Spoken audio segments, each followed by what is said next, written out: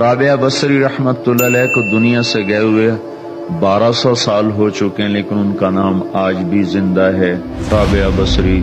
رابعہ بصری نہ کوئی شہزادی تھی، نہ کوئی ملکہ تھی، نہ کوئی وہ خوبصورت تھی، نہ کوئی خاندانی تھی، بلکہ عورت ہونے کے لحاظ سے ہر عیب اس میں تھا۔ ان کی عادت یہ تھی، وہ روزانہ عشاء کی نماز کے بعد غسل کر کے کپڑے بدل کے اپنے خامن سے پوچھتی آپ کو میری ضرورت ہے؟ اگر وہ کہتے کوئی نہیں ہے تو پھر پوچھتی مجھے اجازت ہے؟ وہ کہتے اجازت ہے تو پھر مصلی پہ کھڑی ہو جاتی اور فجر کی نماز تک مصلی پر کھڑی رہتی تھی۔ ان کا خامن جلدی فوت ہو گیا، جوانی میں ہی بیوہ ہو گئی، تو حسن بصری بصرہ کے امام، کیا سارے مسلمانوں کے امام تھے، وہ خود آئے، خود چل کے آئے کہ میں آپ سے شادی کرنا چاہتا ہوں۔ وہ کوئی شادی کا شوق نہیں تھا ان کو، وہ تو اولاد کے قابل نہیں، شکل صرف ان کی نیکی اور ان کا جو اللہ سے تعلق تھا، ان کو یہ لالچ ہوا کہ یہ میری بیوی ہو جائے تو اس کی طفیل شاید میری بخشش ہو جائے۔ تو ان کے پاس آئے، کہنے لگے رابعہ میں آپ سے شادی کرنا چاہتا ہوں، خود پیغام لے کر آئے۔ تو انہوں نے فرمایا میری 4 باتوں کا جواب دے دو تو میں شادی کر لیتا۔ کہنے لگے کیا؟ کہ یہ بتاؤ میں جنتی ہوں کہ دوزخی ہوں؟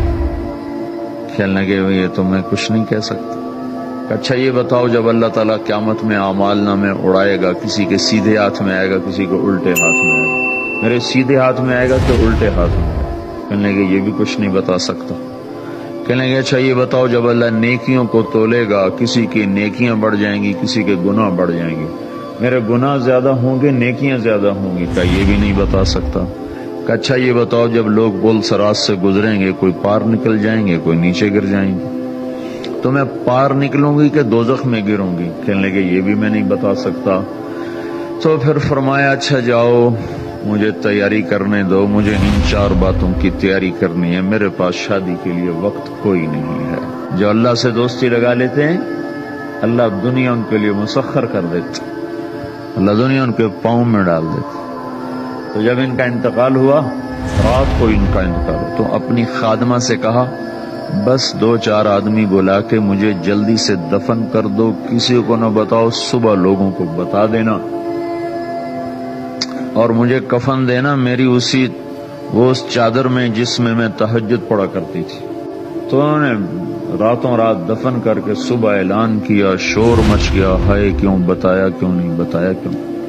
تو اگلی رات ان کی خادمہ نے ان کو خواب میں دیکھا، سبز لباس پہنا ہوا، حسن و جمال، سورج چہرے پہ چمک رہا۔ پوچھا آپ کے ساتھ کیا ہوا؟ کہا میرے اللہ نے میرے ساتھ بہت عمدہ معاملہ کیا۔ کہا آپ کی وہ چادر کہاں گئی جس میں آپ کو کفن دیا تھا؟ کہا وہ اللہ تعالیٰ نے اتار لی ہے اور مجھے جنت کا جوڑا پہنایا ہے، اور اس چادر کو اللہ نے سنبھال کے رکھا ہے، جب قیامت کے دن میری نیکیوں کو اللہ تولے گا تو اس چادر کو بھی اس میں تولے گا۔ انہوں نے پوچھا منکر نکیر کا کیا ہوا؟ کہا وہ آئے تھے تو انہوں نے مجھ سے کہا من ربکی، تیرا رب کون ہے، تیرا رب کون ہے؟ تو میں نے منکر نکیر سے کہا جس اللہ کو 40 سال نہیں بھلایا اس کو 4 ہاتھ زمین کے نیچے آ کر میں بھول جاؤں گی؟ کہ جس رب کو 40 سال میں نہ بھلا سکی اس کو 4 ہاتھ زمین کے نیچے آ کر میں بھول جاؤں گی؟ تو منکر نکیر نے کہا اب اس کا آگے کیا حساب لینا، چلو بھائی واپس چلو۔ سبسکرائب کرو